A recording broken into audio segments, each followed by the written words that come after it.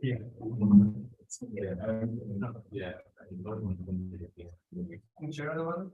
Yeah. Rama Navami Kunja Bihari.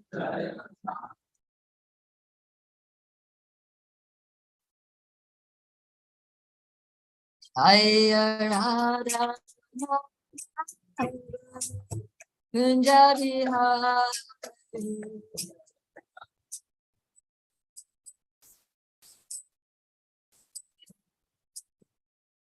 Gopi Jana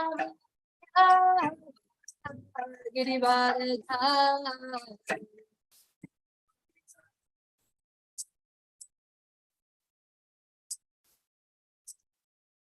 Gopi Jana Girivardhari.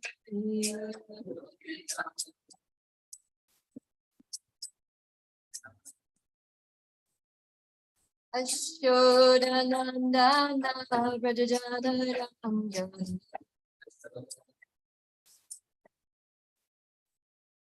Yashodanandana Brajajana Ramjan.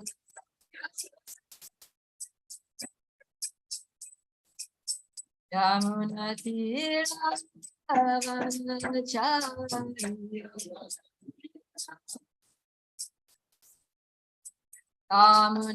Yamunatira Avanachari.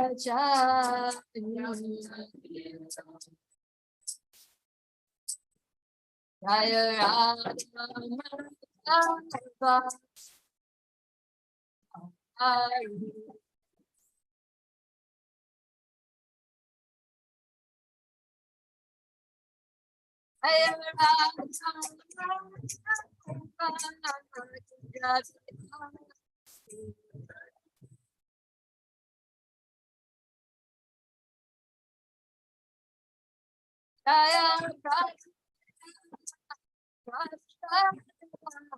Prabhupada Prabhupada.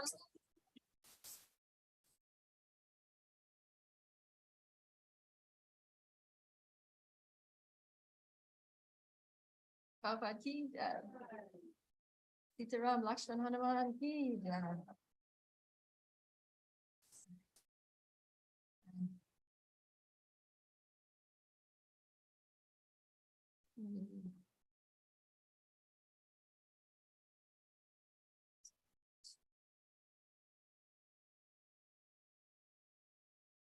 Nitai 10 to 9 to 9 10 2. Sorry. 9 10 2. Om Namo Bhagavate Vasudevaya. Om Namo Bhagavate Vasudevaya. Om Namo Bhagavate Vasudevaya.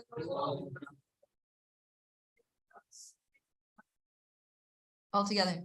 Narayana Namaskritya Naram Chaiva Narottamam Devim Saraswatim Vyasam Tato Jayam Virayat Ashtapraeshu Apadreshu Nityam Bhagavata Sevaya Bhagavati Utamashloke Bhaktir Bhavati Naishtiki. So welcome everyone to this morning's Srimad Bhagavatam class on the auspicious occasion of Sri Rama Navami, the appearance day of Lord Ramachandra. So we're going to start with a verse 9, 10, 2. Ninth canto. There are 3 chapters in the 9th canto which talk about pastimes of Lord Ramachandra, specific, mostly 10 and 11. So we're going to chat, actually just 10 and 11. And then we get into the descendants. So we're going to do text 2, introductory verse to Lord Ram Leela. Got it? Almost.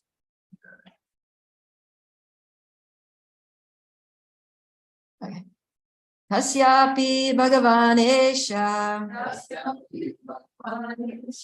Sakshat Brahma Mayo Hari Amsham Shena Chaturdhagat Putratvam Pratita Surai Rama Lakshmana Bharata Shatrugna iti samgyaya. Devotees. Tasyapi Bhagavanesha Tasyapi Bhagavanesha Mayavadi Sakshat Brahma Vayo Hari Amsham Shena Chaturdhagat Putratvam Pratita Surai Rama Lakshmana Bharata Shatrugna iti samgyaya. Tasyapi Bhagavanesha Tasyapi Bhagavanesha Sakshat Rama Mayopadi Samsena Chaturdhaga Shena Chaturdhagat Sampratita Shrai Pura Pratita Surai Rama Lakshmana Bharata Iti Samgyaya Shatrugna iti samgyaya. Tasyapi Bhagavanesha Sakshat Brahma Mayu Shamshena Chaturdhagat Putra Tvam Pratitam Surai Rama Lakshmana Bharata Shatrugna iti samgyaya. Right, word for word then. All together. Tasya of him, Maharaj Dasharath. Abhi also. Bhagavan, the Supreme Personality of Godhead. Esha, all of them. Sakshat, directly. Brahma Maya, the Supreme Brahman, the Absolute Truth. Hari, the Supreme Personality of Godhead. Amsha Amshena, by expansion of a plenary portion. Chaturda, by fourfold expansions. Bhagat, accepted. Putra Dvam, sonhood. Pratita, being prayed for. Surai, by the demigods. Rama, Lord Ramachandra. Lakshmana, Lord Lakshman.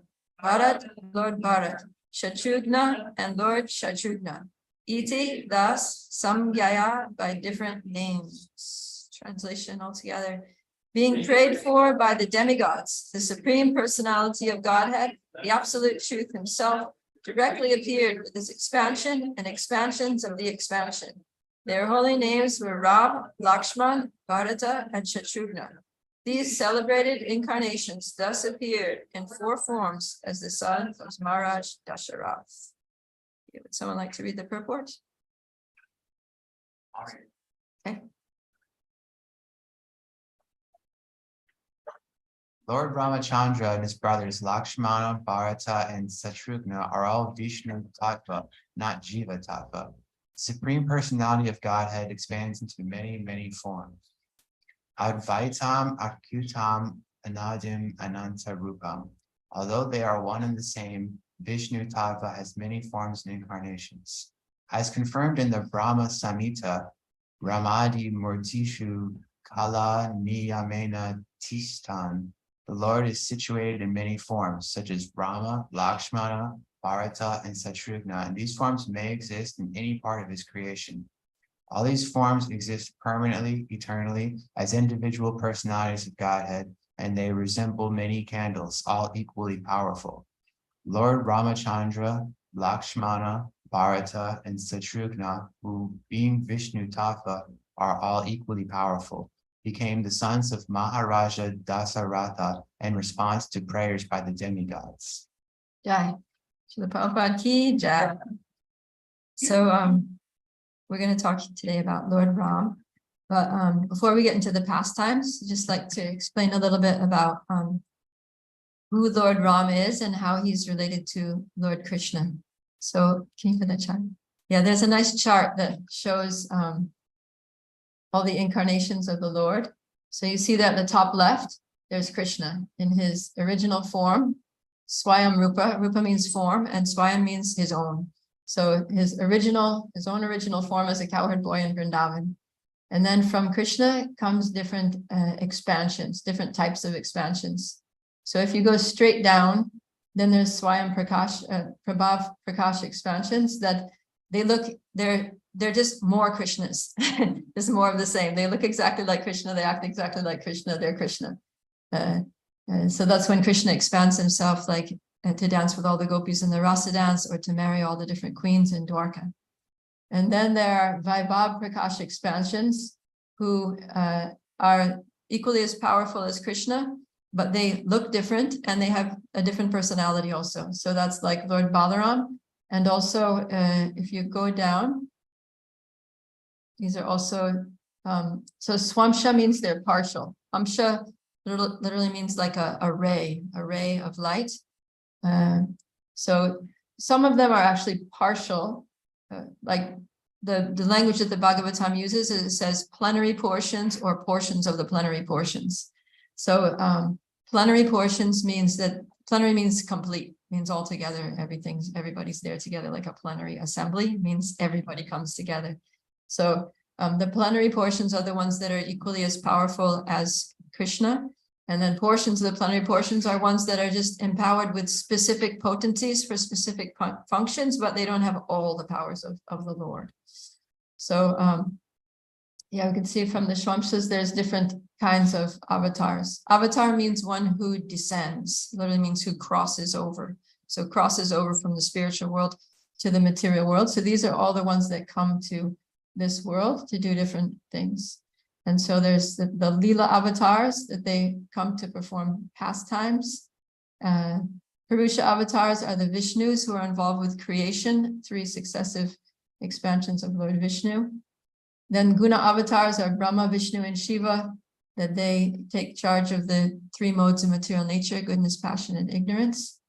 Then Shakti Vesha avatars are generally Jiva souls who are empowered for specific functions, like, for example, the 4 Kumaras were empowered with knowledge, the Jnana Shakti. Narada Muni was empowered with Bhakti Shakti, the power to awaken devotion. And then Prithu Maharaj was empowered with Palana Shakti, which is the power to rule or protect the people, like that. Then Manvantara avatars are the Vishnu incarnations that occur in each Manvantara, 14 of them in a day of Lord Brahma.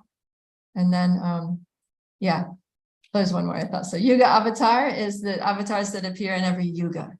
So that teach the Yuga Dharma, or the process of religion, which is meant for that particular age. So Lord Ramachandra, where does he fit in? He's a Leela avatar. So all the Das avatars, they're Leela avatars like Matsya, Varaha, Kurma, Vamanadev, Nrsingadev, Kalki, and Lord Ramachandra. So Leela means pastimes. Actually, the Sanskrit word Leela, it actually means play. Play or sport is Leela. So the Lord comes to play. When Krishna wants to play in a particular way, then he comes as a Leela avatar, one of these incarnations. And if we look at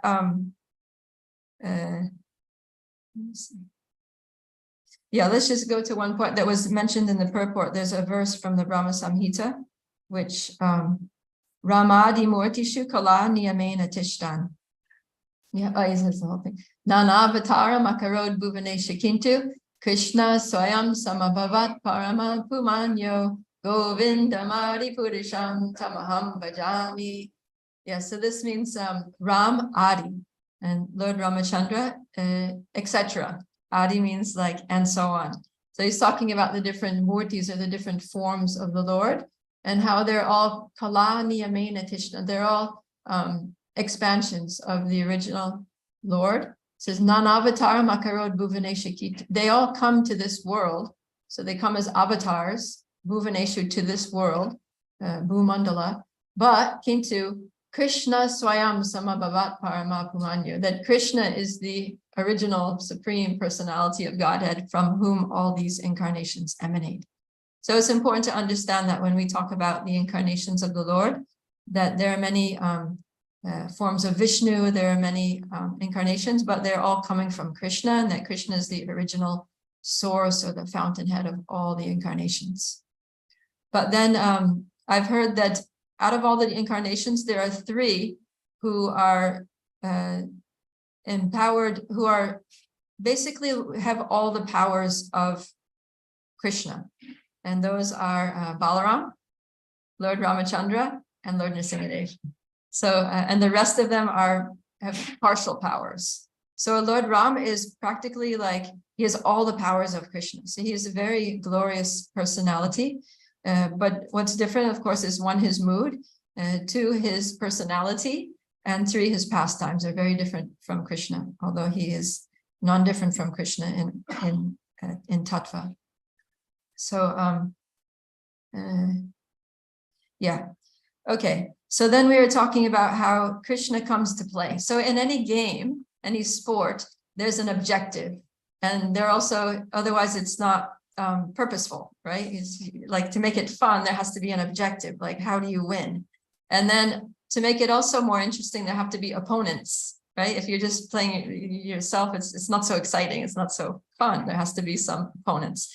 So when Krishna comes to perform his leelas, there are also certain objectives that he comes to fulfill, and there are also opponents which he has to whom he has to contend with. So in Ram Leela, of course, there's Ravana, who's the main opponent.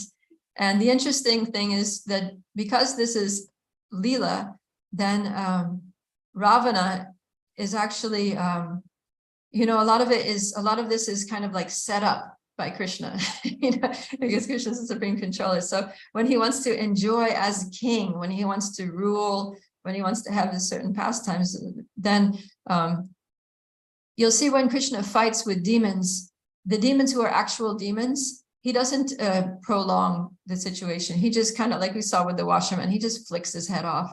Or Kamsa, he just punches him. Or, you know, Keshi just puts his fist in his mouth. Or it's just very simple. They're just done within an instant. But whenever Krishna has a real fight, you know, where he really like gets into it and is like, you know, blood, sweat, and tears, and there's like some tension, like, is Krishna going to win? You know, that's almost always a devotee that he's fighting with, some devotee who's playing the part of a demon in the great drama of Krishna's pastimes. So that's the situation with Ravana. Ravana is actually one of the incarnations of Jai or Vijay from Vaikuntha, who were cursed by the 4 Kumaras to come to this world and play the role of demons. But that was all for the purpose of fulfilling Lord Vishnu's desire to fight, because sometimes the Lord has this desire to fight, and when he fights, he doesn't want to, because he wrestles with his cowherd boyfriends, but that's not really fight, because they're not fighting to kill, you know, they're just kind of playing, they're just messing around. But when he really wants to like really fight, then then he fights with, he has to fight with a demon. So he asks, but he doesn't want to get too involved with the demons. He wants to get involved with his devotees. So he sends a devotee to be a demon so that he can fight and that play. That's his play. Okay, so we hear here that the demigods, the reason that Lord Ram came, what's said here in the verse is being prayed for by the demigods, Kartita Surai. And so this is what the demigods often do, is they're having some issues because the material world, it's Dukalayam Shashvatam, it's a place of suffering. And the demigods are also here in this material world, so they also suffer. They also have problems. It's not like it's a bowl full of cherries up there, even in the heavenly planets. They have their problems. So when they have serious problems that they can't solve themselves, then who do they go to? Lord Vishnu. They go to the Lord, and it's kind of like, you know, when the siblings are fighting and you know, the little sister's getting beat up by the big brother, then she goes, Daddy, he's punching me or something, and then the father steps in. So it's like that, you know, the kids down the material world are fighting, and then the demigods go to Lord Vishnu, he's being mean, they're being, can you come help? Like, come tell him to stop doing that. So that's, yeah, so Lord Vishnu comes to tell the demons to stop doing that. Or he takes care, he like, and he gets rid of those demons through his ways. But it's specifically said in the Vedas that the Lord doesn't have to do these things. He doesn't have to come personally to kill demons. He can very easily dispose of demons. There's one verse here from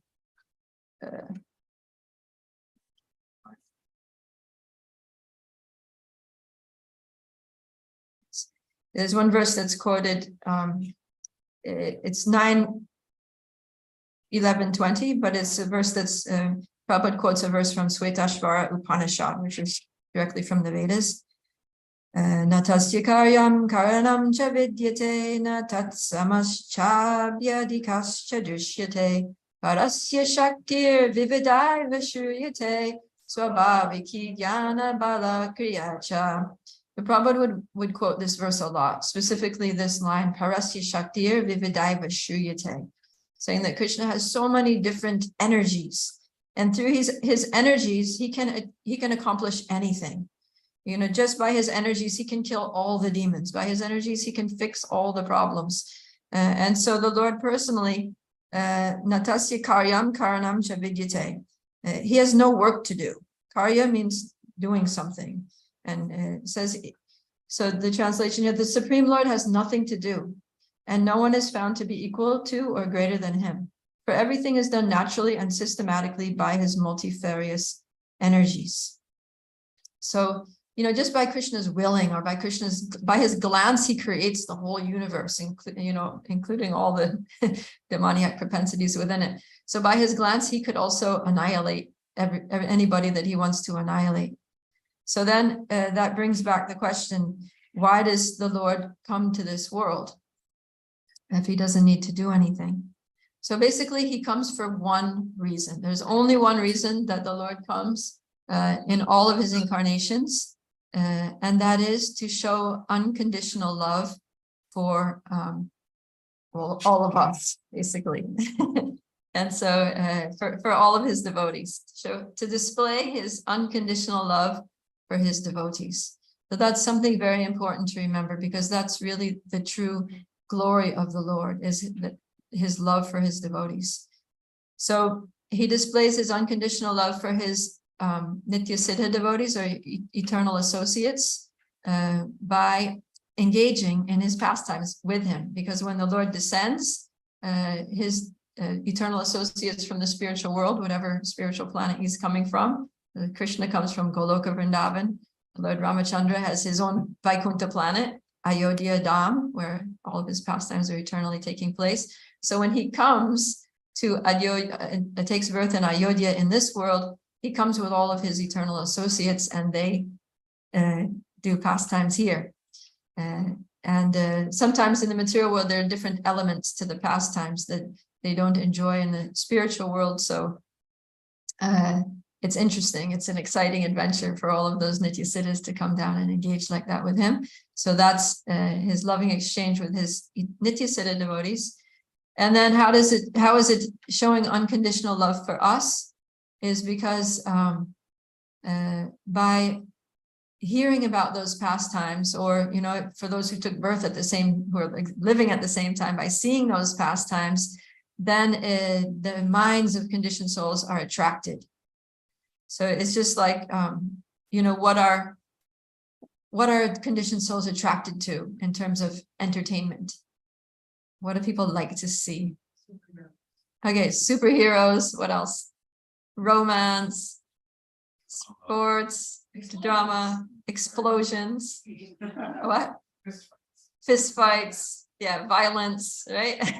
So all the things that we like to see, all the things that are like attractive, that, you know, is that Hollywood specializes in, that, you know, just the whole entertainment industry, everything is there in the Lord's pastimes. And you see that throughout the Ramayana. There's all these elements. There's romance, violence, kidnappings, heroic acts, there's humor, there's surprising twists of plot.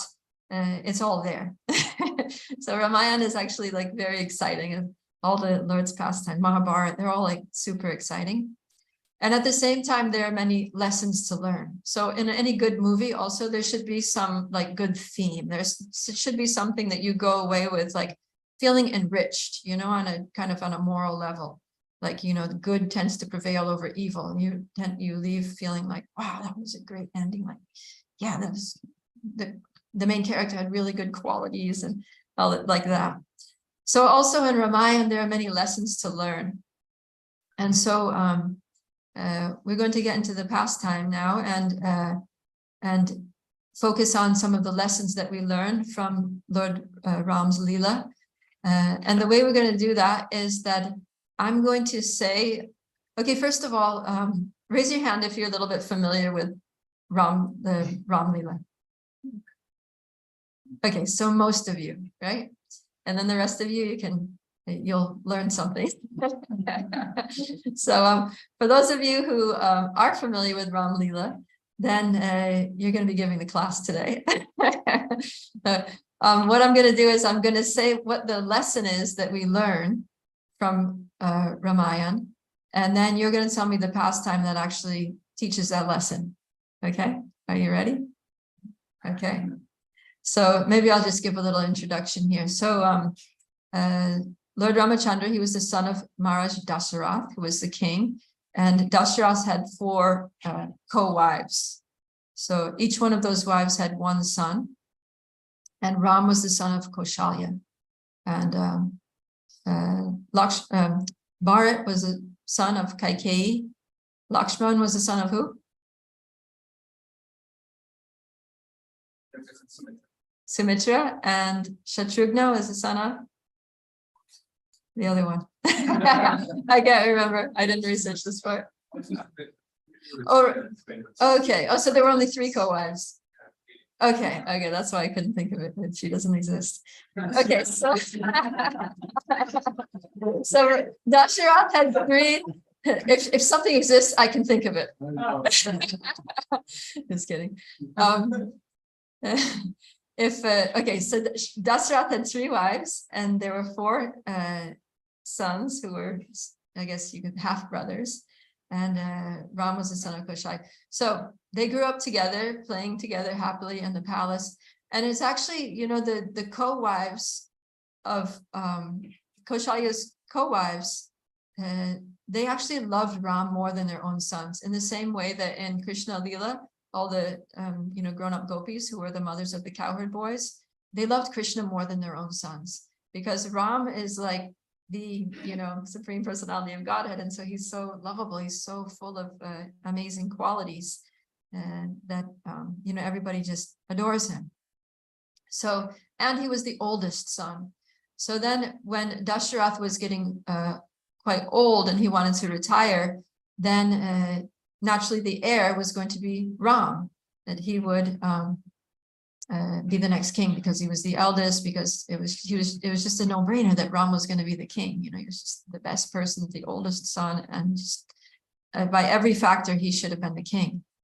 But then now we're going to learn something from the pastime, that the power of association, and how bad association can really contaminate our minds and make us go against our own values and do things that we actually would never have done if we hadn't associated with that person. So what happens in the pastime that shows the power of bad association? Yeah, Sean. Isn't it like there's like, oh, okay. There's like a maid or something who convinces one of the other wives to use the special favor that was owed to her by the king to make her son the king instead. That's it, yeah. So so that maid's name was Mantara. There she is. She's always depicted as like an old hag. She was a hunchback. Okay, so yeah, all right.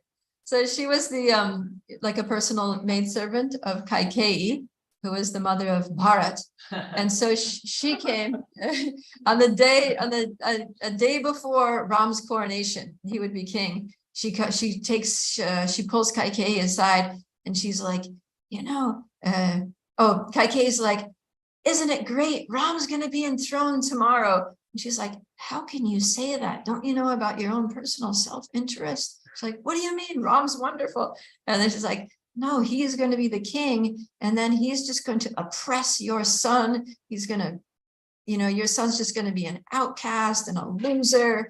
And, and then because your son is a nobody, you're also going to be a nobody. You'll probably just be put in some servant's quarters off on the side somewhere, and nobody's going to care about you anymore. And then Kaikeyi started thinking, oh my God, what if that really happens? Actually, that could happen. And then she gets really worried.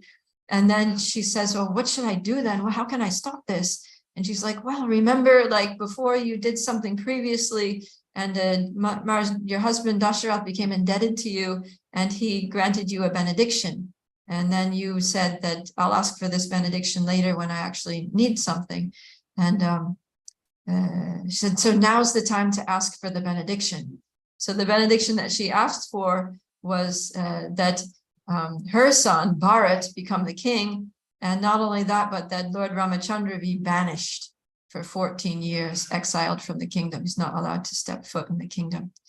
And so, so that was a very sad thing that happened. And Dasarath, he was obliged because he gave his word of honor, and he was a king, and there was that thing, he didn't want to disgrace his dynasty by looking like a liar, someone who went back on their word.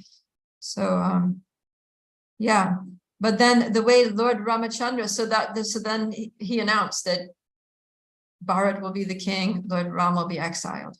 So the whole kingdom was just like, it was just terrible. It was like a dark cloud just, covered Ayodhya when that happened. But Lord Ram's response was quite different. Lord Ram, he showed that, he showed a very important lesson, that one should be attached to service and not to position. And how did he show this?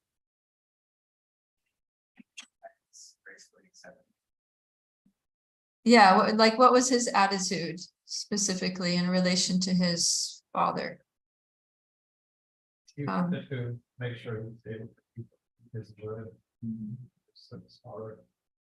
He wanted to serve his father by enabling his father to, remain truthful and respectable. And so, so the idea is that Ram was willing to be the king on his father's order, and he was also willing to go to the forest for 14 years on his father's order. So it wasn't about the position. Ram was not like, ah, shucks, I really wanted to be the king. He just wanted to please his father. That's the only thing in his mind, was to do what his father wanted. And so it was about the service rather than, the position. He would accept any position. So, let's say somebody's going to be, a leader. So let's say you could be the ashram leader, or you could be washing the pots, so it doesn't matter. All service is absolute, and whatever we can do to please Krishna, that's nice. Of course, we like to serve according to our propensities, but it just so happens that we have to do something, then, it's more about what's pleasing is to have an attitude of service rather than like insisting on doing a particular thing. So Lord Ramachandra shows that. Then another thing that he shows is that it's amazing because Bharat's response also, that Bharat, he was angry. He was angry with his mother. He didn't want to be the king. He wanted Ram to be the king.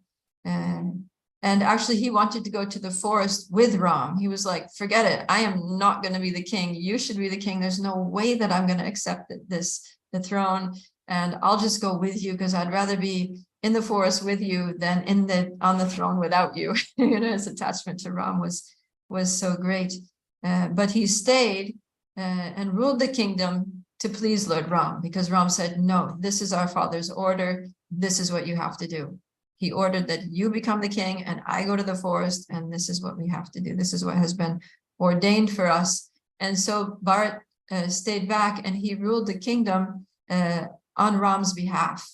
And he actually kept he never sat on the throne, but he took Lord Ram's shoes and he put the shoes of Lord Ramachandra on the throne, and he just sat on the floor on a straw mat next to the throne. And he actually lived a very ascetic existence after that. He was eating only barley boiled in cow's urine once a day. He was wearing tree bark. He was just like totally disgusted with the whole scene, and he didn't want to have any part in seeming to supersede Lord Ram. Yeah, Shruti? He also wanted to live a lifestyle where, like, same as Lord Ram in the forest. So he said, I'm not gonna do anything. I see. all of it. So he's similar lifestyles in the forest, eating fruits, roots, and then stuff from cow urines. They kind of also, just did whatever Lord Ram was doing. That kind of was very. Right. Oh, yeah, that's good. I didn't make that connection. So, he didn't want to accept any more comforts than Ram, because he's considered Ram is superior to me. So whatever, I can't have a more luxurious life than him. Good. Thank you. Okay, so then when they're in the forest, then there's another something that happens that teaches us a lesson that okay, this happens twice actually, but I'm referring to the first one, that sometimes people can come and approach us and appear to be nice people, but they're actually kind of like wolves in sheep's clothing. So what is the first time this happens in the forest of Dandakaranya, isn't it? Yeah. Gopi Jivana. I don't know if I'm gonna get this correct. I don't know if this is the first one you're looking for, but Ravana appeared as some sort of mendicant. Before that. Is it his Okay, actually it happens 3 times. Yeah, that's the one I'm talking about. It's the sister. This happens a lot to Ram. All right, the first one. sister? Gopi. Sister arrives. I don't remember. No, someone want to give more details? Are we talking about the sister now? Yeah, you want to tell us, Tyler? So Ravana's sister finds out where Ram is staying, Uh-huh. and she finds out that Ram has this beautiful wife, Sita, and she goes to visit them to basically usurp Ram from Sita, to approach Ram and be like, I'm going to be your wife. And, Ram being very kind, it's just like, no, you see my wife Sita's right over here. Lakshman is right over here. He's very strong also. He's my brother, I think you'd be better off with Lakshman. I have a wife. And Lakshman is like, yeah, I might be second to Ram, but I don't think you're a woman who deserves second best. Now, keep in mind, she's a demoness who's in disguise right now. She's in disguise as a beautiful woman. So Lakshman denies this beautiful woman, and she becomes enraged. She's just very upset that she was denied by 2 men now.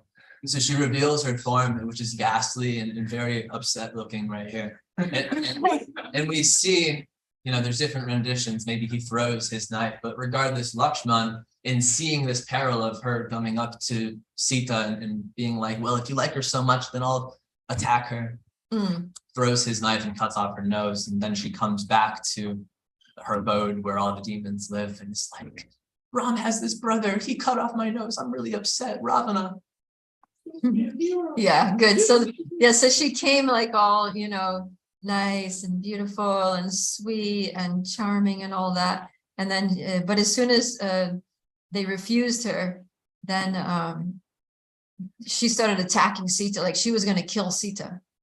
And so then she got in trouble. But so that shows us that people are not always as they appear. And that happens a few times in Ram Leela.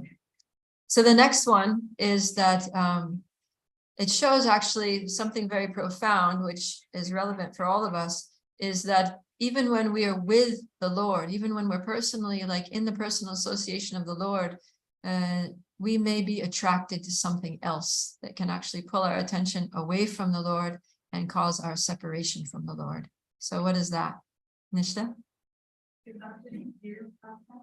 Yeah. So basically, there's this like really pretty golden deer in the forest, and Mother Sita sees it, and she's really attracted, and she's like, Ram, can you please get me this deer? And then yeah, Ram goes in the forest looking for the deer, and then basically there's this other demon that works for Ravana, or like some kind of connection to Ravana, Mhm. and he basically, he is the deer. Mm. So he disguised himself as the deer, and then he attacks Ram, or no, he just he just transforms himself, or he reveals himself after he. Every Sorry. day. Every day to the rescue. Basically, he leads Ram away Mm. from like their wherever they're staying. Yeah. And then I think I might be remembering this wrong, but then while he's being killed, he's like lets out a cry that sounds like Ram crying out for help. So then Lakshman leaves, but then he puts the circle around the house, and he's like, Sita, don't leave this because otherwise you can get hurt. And so then he leaves to go help, and then they find out it was a demon, and then that's when Ravana goes. Right. Okay. Stop there. Right. So it was all a ploy. It was Ravana's strategy to leave Sita in a vulnerable position so that he could, have access to her. Because as long as Ram was there, it was going to be difficult. So he got his demon friend Marichi, to disguise himself as this golden deer, and knowing that Sita would be attracted to the deer, and and Ram just totally fell into it. It's like, it's like it must have been Yoga Maya or something, because it just like everything happened exactly according to Ravana's plan. The deer, Sita was attracted, Ram went to get it, and all that. Yeah. So then there's one thing that happened that Ravana wasn't banking on, and that was that although both Ram and Lakshman left Sita alone, they left protection. So before, so the deer, the demon in the form of the deer, mimicked Ram's voice and called out, Lakshman, help. And so Lakshman felt that he needed to go help. Actually, he didn't feel that he needed to go help. He knew that Ram was totally fine because he knows who Ram is. But Sita was like, you need to go and help him. He's in big trouble. And Lakshman was just, just whittling away in his next arrow or something. And said, Ram will be okay. She's like, what are you talking about? You want him to die? I know. You're just hoping that he dies so that you can enjoy me. And Lakshman's just like, oh my God, like, no, you just got it totally wrong. Okay, just to prove that that's not what my intention is, I'm going to go. So he went, and he said, but I need to protect you. And Ram asked me to protect you. So I'm going to he made a Lakshman Rekha. He made this circle around the area of the cottage. And he said, if you cross this circle, if you stay within this circle, you'll be safe. No evil influence can enter this circle. But if you cross the line, then, you're vulnerable. Something can happen to you. So just don't cross the line. So he gave her that instruction. So the next lesson is that, Maya's very good at identifying our weaknesses. And sometimes those weaknesses are actually virtues. She can sometimes use our so-called virtues against us. And so that's what happens with Sita. Virtues, it means a good quality, like some way in which you pride yourself, acting according to etiquette, doing the right thing. But sometimes doing the right thing can be the wrong thing, or let's say, if you stick to a lower principle at the expense of a higher principle, then that's the wrong thing. Even though the lower principle is also a good thing, but sometimes you need to forget about that lower good thing in order to maintain a higher principle. Okay, can anyone think of this one? Maybe it's a little more obscure. Tyler?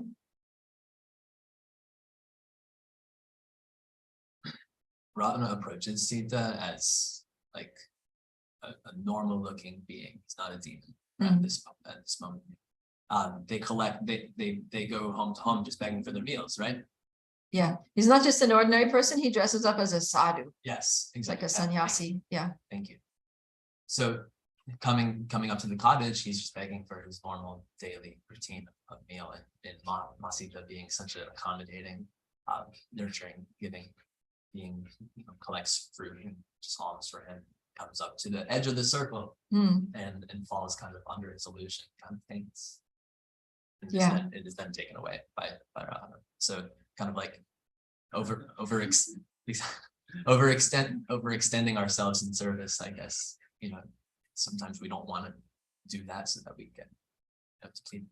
Yeah, good. Yeah. So the lower principle here is that one should, give in charity to, mendicants who come begging, like householders should always give charity. That's like a Vedic principle of etiquette, that charity should be given to a mendicant who comes to your door asking for it.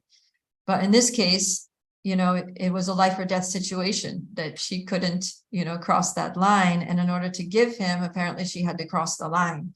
So, the right thing would have been to refuse, because she had been ordered, by the Supreme Personality of Godhead, don't cross the line, whatever you do. It's like, no, but I need to observe the social etiquette.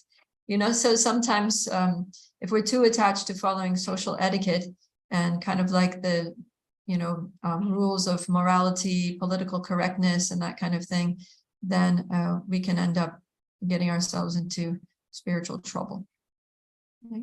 And sometimes Maya can use those attachments to being a good person, being a moral person, being a politically correct person.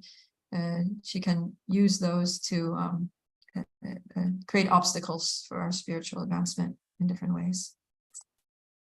Okay. All right.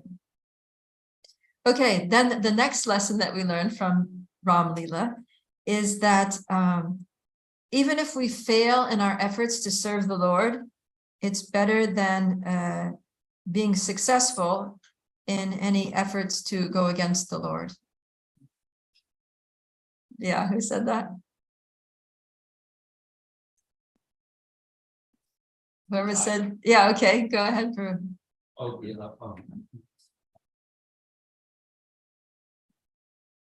Jatayu was a very interesting creature in the form of a bird. What type of bird did it mention? Eagle or a vulture, I think.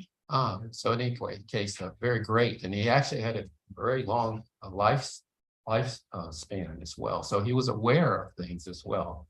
So he knew what was taking place with Sita being kidnapped, etc., and being a servant of the Lord.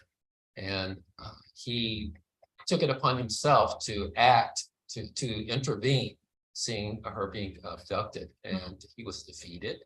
He wasn't capable of fighting Ravana. Ravana was very powerful, so he died in that service. And so one could say, well, it wasn't successful, but he actually gave up his life in the service of the Lord, which is quite a success. Yeah, thank you. Yeah, and he actually died. He actually left his body in the arms of Lord Ramachandra, right? Because when Ram went out looking for Sita, the first thing he came across was Jatayu, and Jatayu was lying there with one wing cut off and bleeding and almost dying. And so it was Jatayu that told Ram that what had happened, that Ravana had kidnapped, because Ravana was flying away in his mystic chariot in the sky, and then Jatayu came along and said, "Stop, thief, give her back, she's not yours." And so there was a battle. But so when Ram came across, he was very happy to get the information, and then he was expressing his gratitude, like, "Thank you so much, you've given your life for me, in the service of, my dear Sita Devi." And Jatayu was just looking at the face of Lord Ramachandra and left his body. So Jatayu definitely went back to Godhead. So, yeah. So even though he tried to save Mother Sita, but he failed. He couldn't do anything. Of course, he gave some vital information to Ram, but he couldn't save Sita, but still he went back to Godhead. So it just shows that devotional service is absolute. Even if we attempt to do something for Krishna and it doesn't work out, we go and try to start a new Krishna house or something, and it just doesn't work out. We have to just give it up and, try another thing.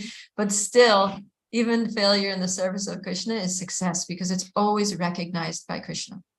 And we always come out the winner, even if it looks like we didn't win at a specific attempt.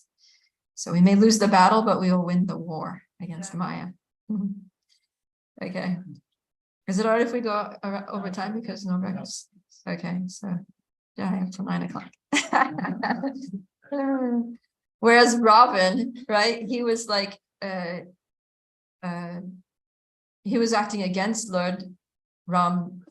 He was going against Ram. But and it seemed that he won, it seemed he beat Jatayu. He seemed in so many cases that he was just winning. He was like on a winning streak, like every strategy that he had was just happening. It was just all his plans were coming to fruition one after the other. But in the end, he loses. Of course, he kind of wins too, because getting killed by Ram is not bad, but he loses everything that he wanted in life. It's amazing. Okay. So now the next thing that the next lesson that we can learn from Ramayana is that sometimes it's the most unlikely people who can actually help us in life. Christina. No. Gopi? Yeah. That Ram, although he's the Supreme Personality of Godhead, and you would think that he was going to have, like the best army on the planet, he ends up with all these monkey soldiers. His army just consists totally of, monkeys. I mean, they're not ordinary monkeys. They're from a race called the Vanaras, who are kind of like humanoid monkeys. Like Hanuman's not just an ordinary monkey, but 60s. Like what? The 60s. Okay. Yeah, thousands of monkeys. And actually there were more than thousands, there were millions. There were millions of monkeys in that army. And they actually did so much for Lord Ram, especially Hanuman. We'll hear more about him later. Okay, so then another lesson that we learn is that the holy name of the Lord can make the impossible possible. Where do we see that in Leela? So, okay, Partha, I'm waiting for someone who didn't say something already. First one I say, Prabhupada said we've conquered the world with our monkey army. Yeah, so Vananath Prabhu was right. So they figured out that Ravana was across the sea from where they were, and it was a big distance of water. They didn't know how to get across. So long story short, it came out that, hey, if you take stones and you write Lord's name on it, then they'll float. And so they started stacking stones and writing name and building bridge. And all of the different living entities were helping out. As Christina mentioned, the squirrel. So basically they were able to walk across a floating bridge of stones just by the power of the Lord's name. Yeah, Shruti. At one point, Lord Ram himself just took a rock and he just threw it. It sank. And so he asked Hanuman, like, you all are writing my name and it's floating, but I threw a rock and it just sank. So Hanuman said, no, your name is so powerful actually that, just we write the name and it floats. So the holy name of the Lord is more powerful than the Lord himself. How do you? More merciful. Yes, Rasika. And in fact, it's so powerful that if you look at a satellite image of that area, the bridge is still at the bottom of the ocean and you can see it. Just look it up on Google. Yeah, And it's there sitting on the bottom of the ocean. It still exists. yeah, there's like you can see an image there from going from where South India, somewhere over to Sri Lanka. All right. And then in that pastime, there's another lesson that we can learn, which is that the Lord doesn't, the Lord appreciates everyone's service, no matter how small. And he doesn't compare our service to the service of someone else and think, but he appreciates when everybody's just acting according to the best that they can. Everyone's just doing their best according to their capacity. Christina. Now this is. Oh, now it's my time to shine. So there were all these living entities, monkeys and bears that were taking the stones and putting them in the ocean. And Hanuman's super strong. He's putting in these really, really big stones. And then there's this little like chipmunk who's also doing its level best to take the stones that it can hold and put them in the ocean as well to contribute to the land bridge. And so Hanuman looks at this little animal and it's like, you're why are you doing this? The stones you're putting in the ocean are tiny. You're not really helping.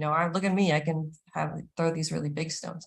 And the Ram was like, no. This is also the devotional service, and it sort of chastises Hanuman and glorifies the chipmunk. And then he kind of like pets the chipmunk and sort of like scratches his fingers down the chipmunk's back as a gesture of appreciation, and that's why they have those vertical stripes.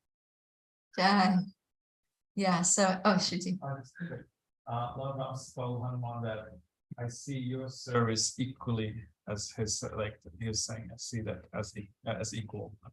Even if he's throwing pebbles or sand, and because Hanuman was able to throw mountains. Yeah, so that's something important to remember, that we shouldn't think, I can't do what this other devotee is doing, so I'm not such a good devotee, I'm pretty useless, and we shouldn't be discouraged. Everybody has different capacity, and so if we're doing our best and that person's doing their best, then it doesn't matter what you're doing, it's the same. The Lord sees it as the same. So that's encouraging for everyone, because some people have, disadvantages in life and maybe they can't do so much, but it doesn't matter. Just whatever we can do is appreciated by the Lord equally. Okay. All right. Then there's another place where we see that if we have a pure desire to serve the Lord's devotees, then we can be empowered to do wonderful things, even if we're lacking some qualification.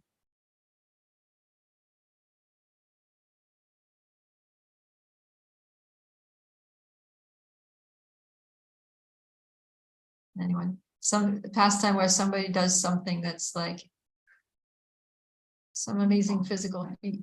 Amrita? Yeah, you want to say? Give her the mic. Give that girl a mic. Doesn't matter.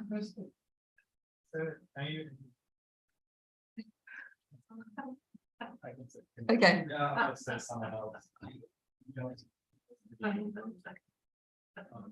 Go ahead, Shruti. This is like during the war, right? When Lucky gets injured. Yeah. And it's a special arrow. So it actually he's totally unconscious. And so they, I don't remember the person who suggested it, but anyways, they said he has to, if you go get Sanjeevani, these special herbs in the Himalayan mountains, then that can cure him. So Lord Hanuman actually applies, he just leaps from Lanka all the way to the Himalayas. He's up north, and he's looking for the herbs, and he just doesn't know which one. He's like, I'm a monkey, I don't know which herb is what. Like, right. So he's like, he just grabs the whole mountain and he flies back with the mountain, puts it there. So yeah. And then they go and pick the herb. Yeah. So even though he was, a monkey and he didn't know much about, herbs and plants and things, but Krishna empowered him to, with, like super duper strength to just pick up the whole mountain, and somehow they bring the herbs there to save Lakshman's life. Yeah. Good. Thank you. Okay. And then, all right, there's one here that is that in surrendering to the Lord, Actually, this should have been before that one, but it's okay. In surrendering to the Lord, sometimes one may have to distance themselves from antagonistic family members.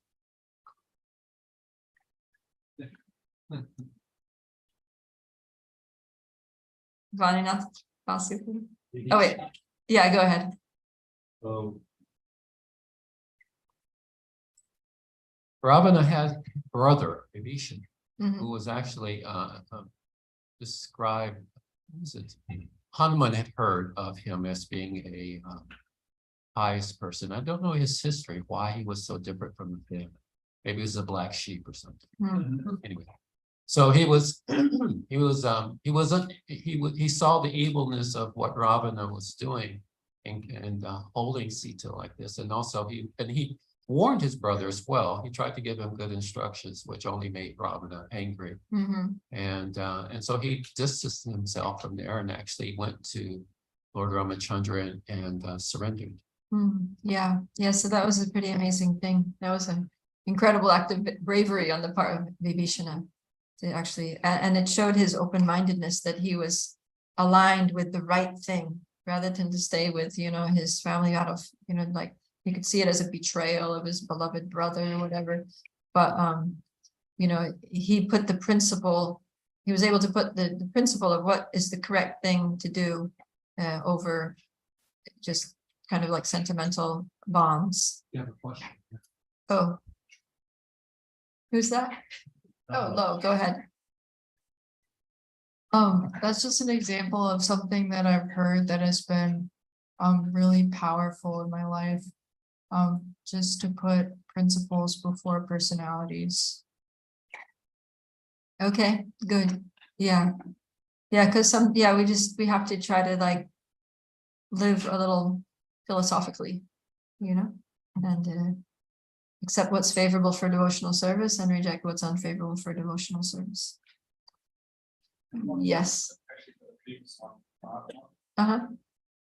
Also, like because the question was, how depend on Krishna and get empowerment.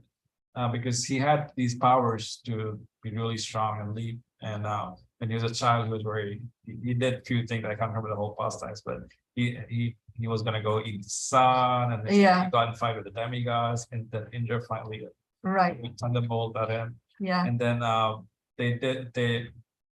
can't remember, maybe it was Priya or maybe Lord Brahma himself. He bound his powers, so he forgot his powers.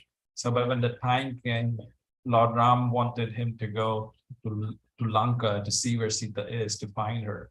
Then he was able, because Lord Ram desired for him to do that service, he was able to remember his powers again, and then he just leaped went to Lanka. Yeah, so sometimes we see that, that somebody's just kind of like in material life and not doing too much, just kind of like plodding along with their little life. And then they become a devotee and they all of a sudden just like take off, and just do something that nobody ever expected that they'd be able to do. We saw that so much, especially in the beginning with Prabhupada's empowerment, as hippies were able to do so much. So, yeah. All right, so I'll just wrap up the pastime because it's getting late. Okay, so then there was the battle, and before that, no, one last thing. So okay, and or maybe I should just say this.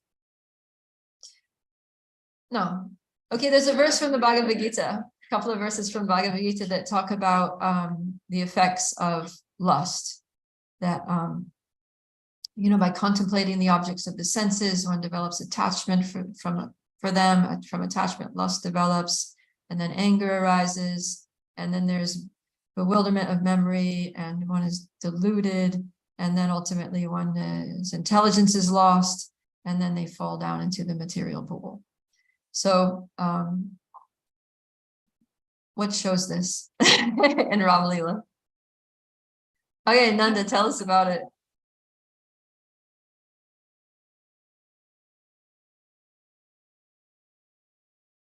Well, just that he was trying to enjoy something that it wasn't allotted to him, that belonged to Krishna, and so the material world, it all belongs to Krishna, and we're always trying to enjoy it separately from Krishna. And so what Ravana actually got was a Maya version of Sita, because when you separate Krishna's energy from Krishna, it becomes illusion. Mhm. And so we got the illusion version of Sita. And so it's kind of similar like when someone wants to, when someone doesn't use their money in Krishna service, right? Lakshmi, Mhm. supposed to always keep Krishna's energy connected with Krishna, and then it's no longer illusion. Mm. So for Ravana, it was just that really that attempt on just so many reasons. I mean, he was cursed, he couldn't enjoy with a woman against her will, and Sita already was married to Ram, and still he was just trying everything to just get what he wanted, Mhm. and just failed in the end. Yeah, so it just shows how like the lust, destroyed his intelligence. Because everybody was telling, like, someone was saying that Vibhishana tried to warn him, and he was just like, get out of here. Even his own wife, Mandodari, she tried to warn him. She's like, you're not going to be successful because Sita is a chaste woman, and she's never going to, agree to enjoy with you.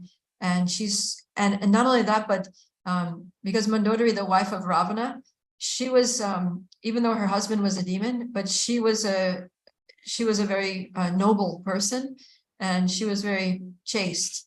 And so, see, there's a thing in that we see repeatedly in Vedic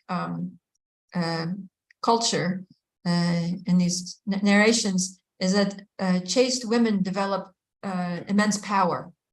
That's a way that women can develop actually ascetic power, is without even doing, of course, being chaste sometimes in my daughter's case is a big austerity. But yeah, but just by being faithful and keeping oneself pure in terms of like, social dealings, like not mixing with other men, not having, like sexual relationships before marriage, and just keeping oneself pure in body, in mind, and faithful like that, then a woman can develop a lot of power. And so Mandodari knew this, and she knew that Sita was like an exemplary chaste woman, and that by doing what Ravana did to Sita, putting her in such distress, that alone, she knew that he was doomed. She knows there's no way that you can do this to Sita and come out successful. You are going to die. You're going to lose everything. Your kingdom's going to be smashed like that. And she was telling him that, and he wouldn't hear it either. So Can I just add something? Yeah. It's that they always show the villains as having a handlebar mustache. I don't know why. Always. And they always show Ravana as being hideous, but he was actually the opposite. It's like you were saying before, wolf in sheep's clothing, right? Someone could be, described in the Ramayana as being very, very handsome. yeah, And that's why the women were attracted to him. And of course, Sita is like, I'm not saying she, there's no, yeah, but I think that it's a better depiction because it shows no matter how good looking you are, no matter how powerful you are, no matter how much wealth you have, you cannot just take and enjoy Krishna's property. It doesn't Yeah. matter. And so when you see him as ugly, you think, well, what's the problem? Like why who would be attracted? But he was actually described as being extremely handsome. yeah. In fact, Sita was kept in this garden, and there were some women who were taking care of her, because Ravana, he was like, give her everything she wants, give her all the luxuries, give her everything except freedom, basically. So these women were coming there, bringing her nice food and everything, because she didn't want anything. But all the women were just like, what's wrong with you? Any one of us would die to enjoy with Ravana, to like, to be to Ravana what he wants you to be. Like, why don't you just, like, are you blind? Are you dumb? Are you like, why don't you want to be with Ravana? So like that. And Sita is just like, obviously just like a no, but yeah, they couldn't understand it because he was so attractive and so powerful and so, amazing in many ways. Yeah. Rich. He was very wealthy. Oh yeah. His whole kingdom was made of gold, right? And those things are particularly attractive. Yeah. Those are one of the opulence. Yeah, that too. Yeah, he really had a lot of attractive qualities about him. But then, but he lost his intelligence, because even when things were going down, even when his brother Kumbhakarna had been killed, and Kumbhakarna was like this huge giant that just was crushing millions of monkeys with one footstep. Trying to wake him up. Yeah, he was like, Kumbhakarna was just like, they're trying to wake him up, because Kumbhakarna would sleep for 6 months and then he would be awake for 6 months. So, and he didn't like to be woken up before the 6-month period. But when Ravana was desperate, he was like, call Kumbhakarna. So they're all of Ravana's guys are going there trying to wake him up.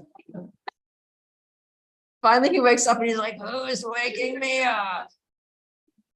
And then he goes out there and he's just like stomping on everybody. Food ready for it.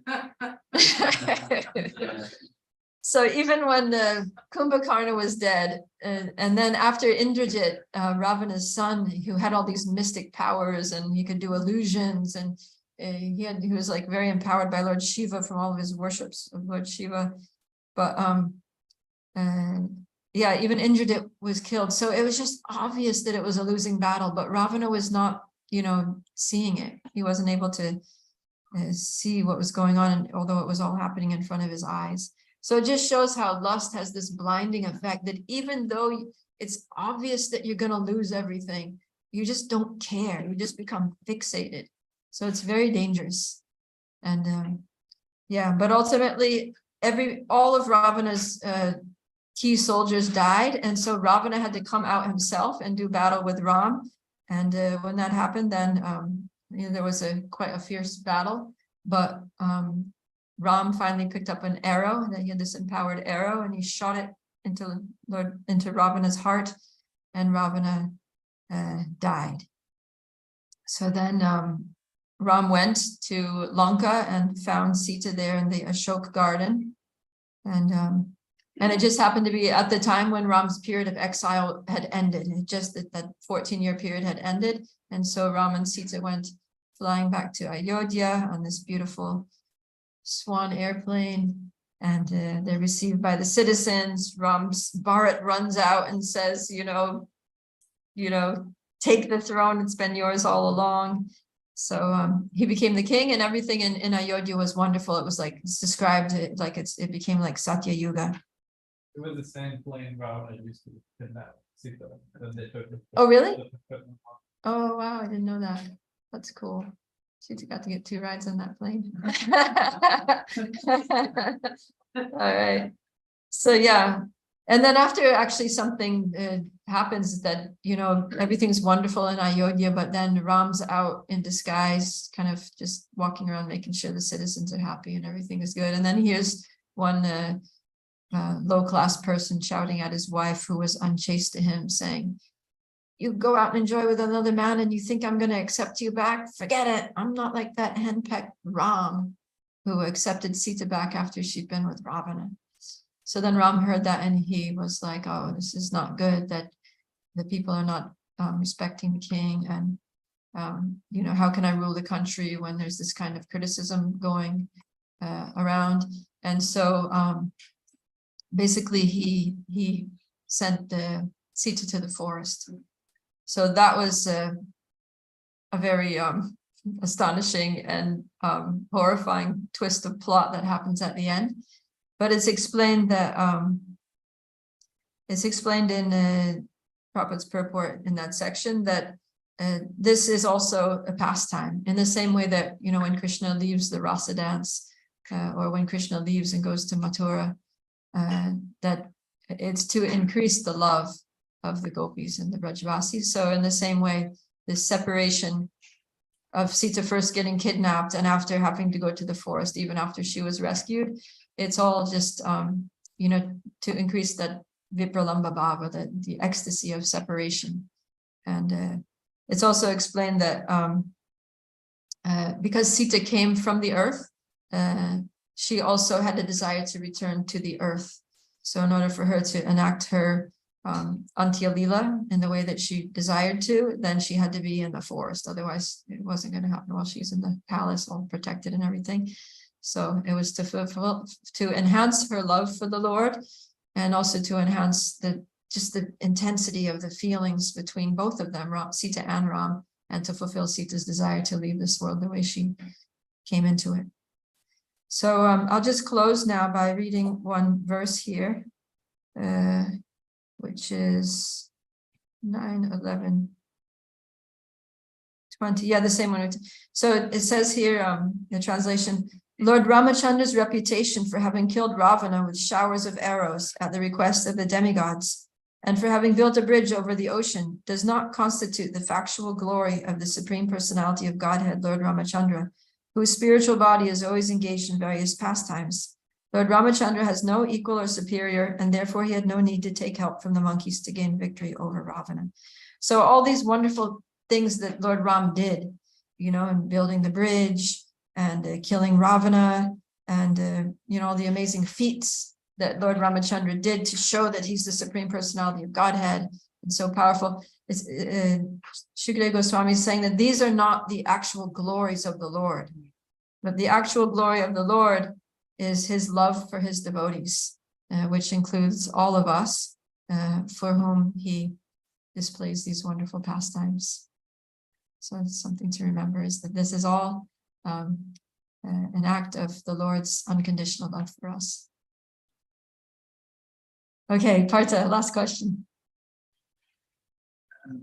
From this section of the Bhagavatam, there's a statement that when Lord Ramachandra was present on the planet, it was like Satya Yuga, everything was safe. And in the same way, Lord Ram is present in his names. And so when the name is present, it's just like Lord Ramachandra is here. And we can experience the potency of the Lord. Yeah. Jai. So everybody chant nice japa today and nice kirtan today, and distribute the name of Lord Ram, Hari Rama, Rama Rama, Hari Hari on campus.